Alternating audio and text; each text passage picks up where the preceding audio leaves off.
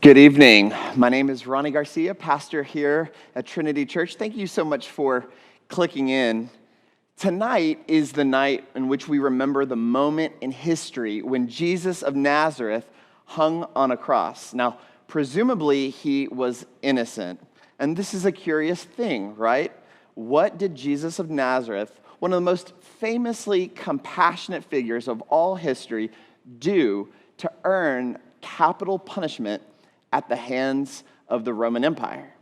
Now, that's an important question, but that's not actually the question I'm going to set out to answer tonight. That question, although it's relevant to all people everywhere, it also feels, or at least it has the appearance of being a religious question. But tonight, I'm interested in an existential, a more human question. And here's the question that I have for us tonight. Am I loved? That's not a religious question, right? That is a human question. You don't have to be religious to ask that question. And whether you are religious or not, it's a haunting question. It's a question that makes us feel vulnerable. Why? Because how can we know the answer with certainty? I read a story about Madonna, who was giving a concert in her hometown in Madison Square Garden there in New York, and there were thousands of fans going crazy, but on that particular night, she was a little bit off. You know, she was off with her choreography, she missed a lyric here or there, she wasn't sharp. So at one point, she stops the band, right? She stops the whole concert. She walks up towards the crowd, almost as if in defeat, and she sits down right there on the edge of the stage, and she looks at the crowd and says, "Guys, I'm just not feeling it tonight. This is my hometown. You guys love me, right?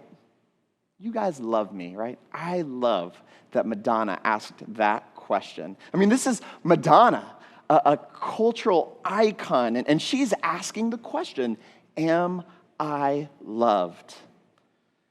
Perhaps you saw the Amy Winehouse documentary. It came out a few years ago now, but if you don't know Amy Winehouse, she was an English singer with infinite talent who struggled her entire life with substance abuse, and she ultimately died of alcohol poisoning at the age of 27. So in this documentary, there's this moment at the beginning where she makes a confession, and this confession kind of sets the stage for the rest of how to understand the rest of the documentary. So in this moment of vulnerability, Amy looks at the camera and she says, "My dad was there, but he wasn't there. And that's all I really needed." See, Amy had no security in the love of her father. And so the rest of the documentary shows Amy moving from album to album, relationship to relationship, addiction to addiction, in an attempt to ease the pain and answer the question, am I loved? In many ways, that question was in the driver's seat of her life. It shaped her purpose, her sense of purpose and decisions. Now, you and I might not have the exact same story as Amy Winehouse, or we might not be as bold as Madonna to articulate it so concretely, but nevertheless, we have that question, and we are all looking for answers. And so we will use our work, our relationships, our gifts, and even our religiosity to find an answer. We'll slide that question out there to see if anything comes back. See, somewhere in your life, you are asking that question. Somewhere, that question, am I loved, is driving you. It's shaping your decisions. And for many of us, the answer to that question is a little bit uncertain. And we will scour the earth looking to every job, every relationship, every prize, until we find a yes to that question. We will take that question to our hobbies, we'll take it to our bank accounts until we find an answer. And this is where the message of Christianity becomes incredibly relevant. I don't know if you believe in Christianity or not, but I want to help you understand why at least you should. The yes that your heart needs cannot be found on earth. See, you need a bigger yes, right? 1 million screaming fans, $1 million, perfect parents, a boyfriend or a girlfriend, the perfect body. None of those things will give you a yes to the question, am I loved? And certainly not one that's big enough that will satisfy your search. The story of Christianity is a bigger yes. Now, you know, maybe you don't, but Christianity is a story. It's not just a set of rules. And this precise question has been troubling humanity since the world went wrong. Am I loved? To that question, God himself, Christianity teaches, God himself comes down so that he can be heard, so that he can be seen. And he says, yes. See, Jesus is God's yes to the world. And for this reason, the imagery of Jesus hanging on a cross for Christians has a very different connotation. A bloody Savior hanging on a cross is not intended to provoke guilt or manipulate anyone into obedience. On the contrary, it's meant to communicate to you that you are worth it, that you are loved. So when you ask, am I loved? Christianity says, yes. And on Good Friday, this is when we Christians just rehearse this love. The love that God offers cost him something, and that's why we can feel secure in God's love. So the answer to our question is yes, but it's not that easy, right? I mean, we actually struggle to believe this, no matter how many times we hear it. Why? Why do we struggle? Our idea of what love is actually quite distorted. And Jesus challenges our ideas about love. See, because our concept of love is distorted, we miss all the signs when God is telling us yes. So this evening, what I want to do in this essay is I want to articulate for you 4 ways, quickly, that Christ challenges our modern ideas of love. So we'll start right at the beginning. First, when we are honest with ourselves, we believe that only the lovely are loved. Now, do you understand what I'm trying to say here? In the pit of our soul, we believe that people who are loved already had it coming. Right? Now, this is a curious thing because we love underdog stories, right? We love movies or stories of people who are outcasts but emerge against all odds to become truly great people. So, for instance, my girls love the new live-action Disney Cinderella story, right, with Ella James. It tells the classic story of Cinderella who is treated with cruelty by her evil stepmother and stepsisters. But what happens? She ends up marrying the prince. We love that story, right? The rejected person becomes amazing. But here's the deal. She was always amazing, right? She just needed to be discovered. But there was always something special in her. She was always lovely. And so what happens is even those kinds of stories reinforce our belief that the lovely are the loved. It reinforces our belief that in order to be loved, you have to be impressive, right? You can't be a loser. You can't be a failure. And so what do? Because we believe that narrative, we cover stuff up. We manage our identities on social media. We float our resumes out there like self-promotion. And we absolutely, under no circumstances, get honest about our massive failures. But here's the thing. Jesus, and in fact, Good Friday, challenges our vision of love. We believe that only the lovely are loved. But Jesus says the opposite. He says it is the loved who become lovely. And so the order is reversed. Now, if you're familiar with the stories in the New Testament, you'll know that there's this very peculiar trajectory between Jesus and his followers. So Jesus chooses the most unlikely disciples. The disciples represent a class of people who are, well, to state it plainly, quite unlovely. They were uneducated, poor, and in some cases, they were considered traitors to their own people. But Jesus pursues them, not because they're good enough or impressive. He simply places his affection upon them. But then the story continues. They follow Jesus, and arguably, they get worse. They become arrogant and quite hypocritical. And at the moment when Jesus needed a friend the most, while he's hanging on the cross, that Good Friday 2,000 years ago, his so-called friends desert him. And so 3 days later, when he's resurrected, you expect Jesus to find a new set of friends, right? But that's not what happens. Jesus pursues them even more. He loves them. And if you know anything about early church history, you know that every single one of those disciples who deserted him, they end up dying as martyrs, with one exception.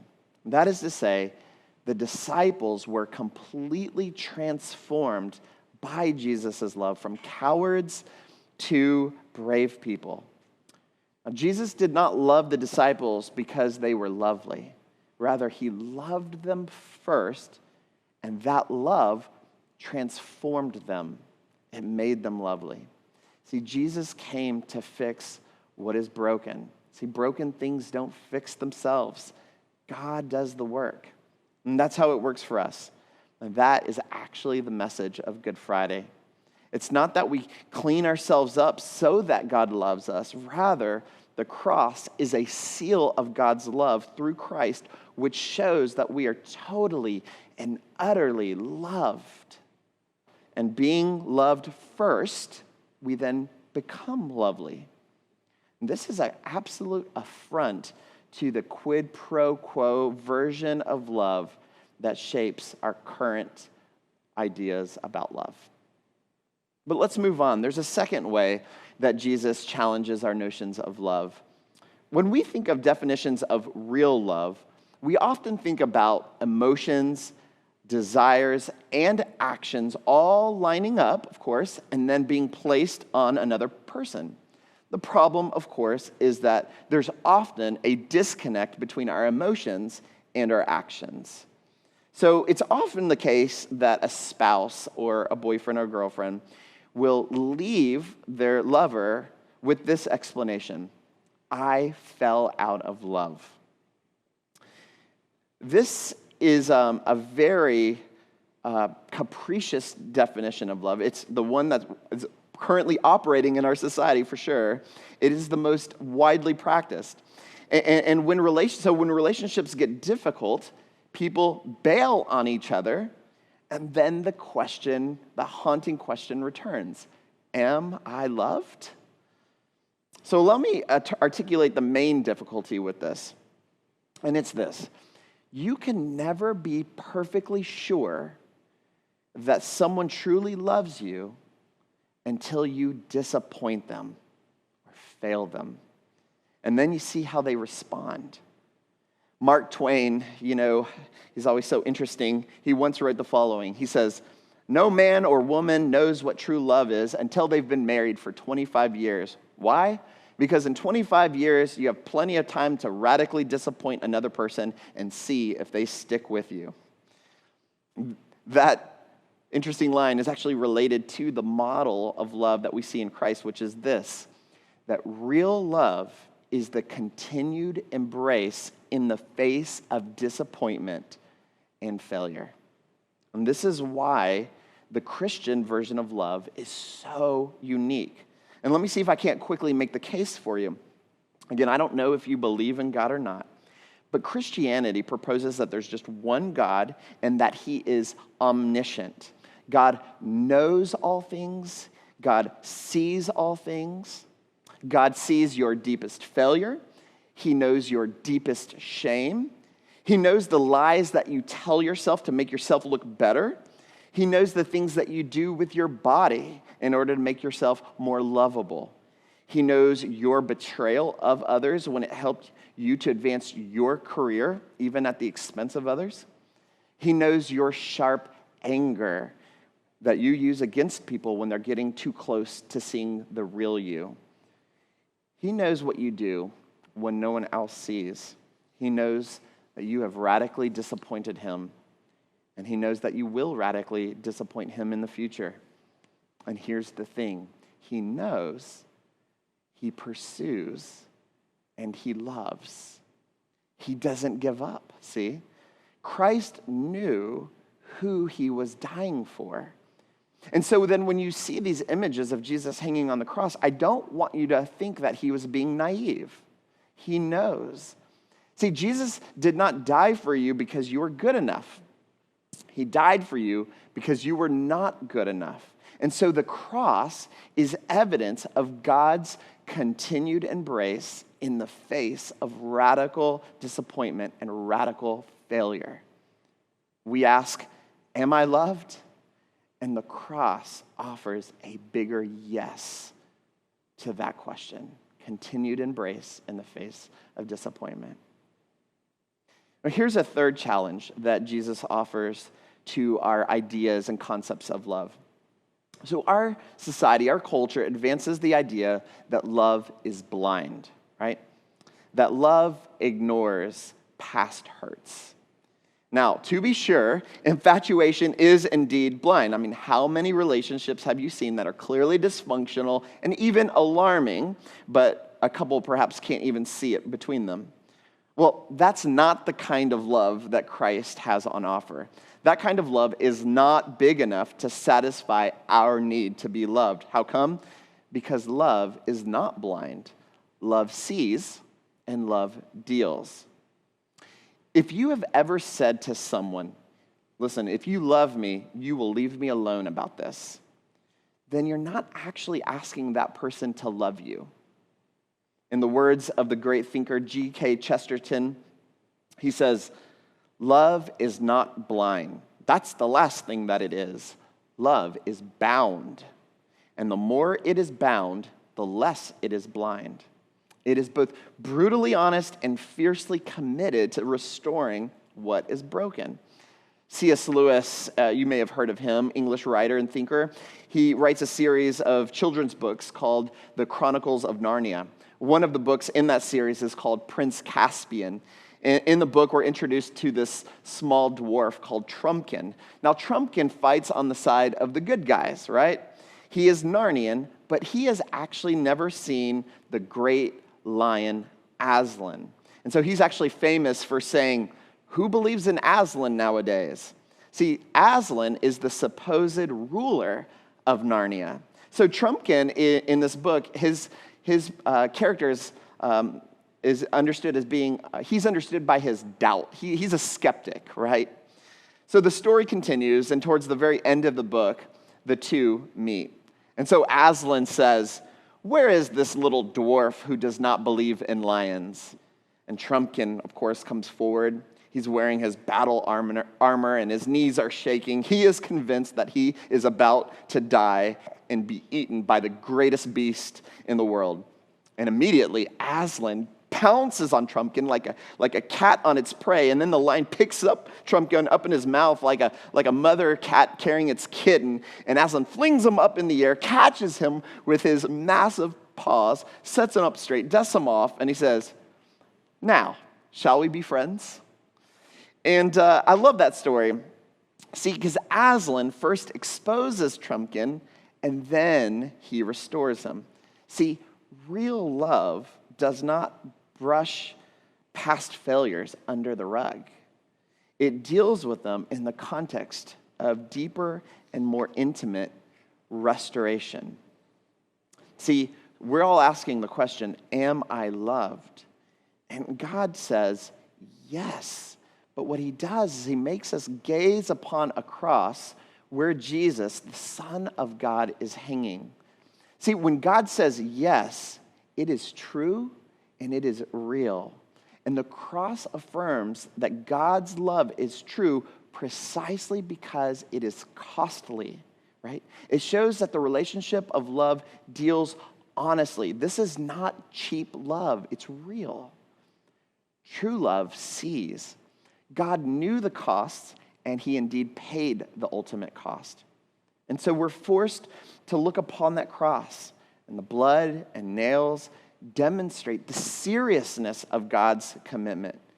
It reminds us of the terms of true love. See, until we come to grips with our own arrogance and even the pain that we have caused God and others, it will feel impossible to receive love, to be loved. It will feel like hippie love, right? I mean, hippie love may be cute and sentimental, but it's not big enough to give rest in our souls when we ask the question, am I loved, right? Because it just feels superficial. Good Friday love is not blind love. It is bound love. The cross on which Jesus hung communicates that the love that God offers is not blind. It sees and it deals. Good Friday is an incredibly important reminder that the love that we are seeking is not just pie in the sky. It's not just a cute meme, right? It's not a bumper sticker. It is concrete. It is historic. It is real.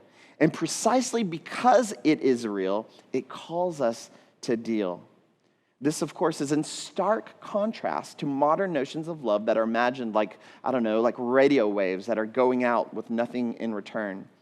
See, modern ideas of love are sterile and cheap. It costs nothing. Now, of course, you can believe that version of love, and many people do, but you will actually get no rest in your soul when you ask the question, am I loved? See, for that, you need to be confronted by the costliness of the cross of Christ that proves that love is not blind. Love sees and love deals. That's what Good Friday is communicating. All right, let me finish.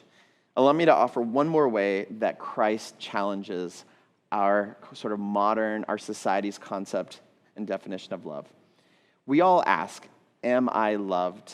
And Christianity suggests that the only yes that is big enough to satisfy us through Jesus Christ is Jesus, is what we see on the cross. And yet, of course, we struggle to believe that because our ideas of love are quite misguided and we're missing all the signs, right? Well, the last challenge to believing that we are loved is this. We believe that the goal of love is feeling loved, right? But the message of Christianity disagrees. According to Jesus, the goal of love is becoming one who loves others. Now listen very carefully. Asking the question, am I loved, is extremely important. In fact, that's how come I've devoted this essay to answering that question. But what I'm trying to suggest is that answering that question properly requires that we don't finish with the question wrapped around ourselves. That question leads us to this question. Is he loved or is she loved? Are they loved? How can I take the yes that I have to the other? No one thinks about love with that framework, right? Right? When a movie star says, I want love, what are they saying? They're saying that I want to be loved. I want to feel loved. Our culture has unconsciously adopted a model of love that runs on narcissism. And I say that reverently. See, we see ourselves as the frame of reference for understanding true love. But have you ever met a narcissist that actually feels loved? I mean, have you ever met a narcissist that rests in the security of someone else's love? No. Why? Because enough is never enough, and we become codependent. But what if our concepts of love agreed with the teachings of Christ, and it focused on becoming a person who loves others? Now, the way that you can tell if God's perfect love has sunk into your heart is if you find yourself on a mission to love others. And this aspect of love is not insignificant. It literally changed the ancient world. And although our present vision of love in our modern society has changed, we all are still beneficiaries of this ethic of love in ancient times. And let me explain. Sociologist and historian Rodney Stark, he makes the case that the primary reason for the spread of Christianity in the first, second, and third, and fourth centuries is because the followers of Christ loved people who nobody else would love. So, for instance, in 165 AD, a massive plague hits Rome, and a fourth of the population is wiped out. Now, less than 100 years later, another pandemic hits. And how do you think people responded to the sick and dying? At first detection of the plague, people pushed the sick away. People fled from their homes. They fled from their loved ones who were sick, even throwing them onto the streets. But not everyone did this. In fact, the ancient historian Dionysius of Alexandria, he noted that Christians took charge of the sick, attending to their every need, he says, and in many cases, even drawing upon themselves the sickness of their neighbors and cheerfully accepting their pains. Isn't that something? Why? Why on earth would they do this? It's because they knew that they themselves were loved with perfect certainty. And with that love, that certainty coursing through their veins, it redirected them from wanting to feel loved to becoming one who loves others. In the ancient world, if you got leprosy, you had to be isolated and left alone to die. This changed one day when a man named Basil of Caesarea had a different idea. He created a place to care for lepers. He said, hey, let's create a place where they can all live, receive treatment. They don't have to pay. We will serve them, and we will actually provide funds for them. Did you know that was the beginning of hospitals? The philosopher Mark Nelson suggests that the ethic of love that Jesus Christ employs had a massive impact on medicine and institutions of compassion. He writes, wherever you have institutions of self-giving or schools, hospitals, orphanages, or any service for people where they could never pay, it has its roots in the movement of Jesus Christ. Now, why would Christians in the first, second, third centuries live like this? It is because they were captivated by the concept that their God loves the unlovely. And they allowed it to turn them into people who love. In fact, it was evidence that they had a clear yes to their own question, am I loved? Let me quickly conclude. See, what I've tried to accomplish this evening, Good Friday, is this. Whether or not we have ever clearly articulated it, we live with a deeply human question below the surface of our soul, and it is, am I loved? Whether you're a Christian or not, how you answer that question will compel you to live a certain kind of life. And depending on where you find that question, it will produce a life that is secure or insecure. See, we actually can all rationalize that question by answering yes, but how firm is your yes, right? What is the source of your yes? Is it indestructible? How secure and unchanging is your yes? Does your yes produce hiding and maybe pathological behaviors? Or does it produce rest? These deep existential questions are not unrelated to the reason why Christians are celebrating Good Friday. Good Friday is not just a disconnected ritualistic holiday to make us feel guilty. Again, I'm not sure if you believe in Christianity, but what I am suggesting is that you should at least give it a serious hearing. In the New Testament, the author of Hebrews, he says this about Jesus. He says, "For the joy that was set before him, he endured the cross, spurning its shame." What do you suppose is that joy that was set before him as he hung on the cross 2,000 years ago? May I suggest that it was you? That you are his joy for which he hangs on the cross to give you a secure love? And if that is true, wouldn't you want to at least know about it? I want to continue this conversation with you. I hope this is just a conversation starter. If your interest is piqued and want to have more dialogue, send me an email, ronnie@trinitypr.org, and let's just start on a journey to see where we can find answers to our deep questions. Am I loved? Thank you, and have a great night. God bless you.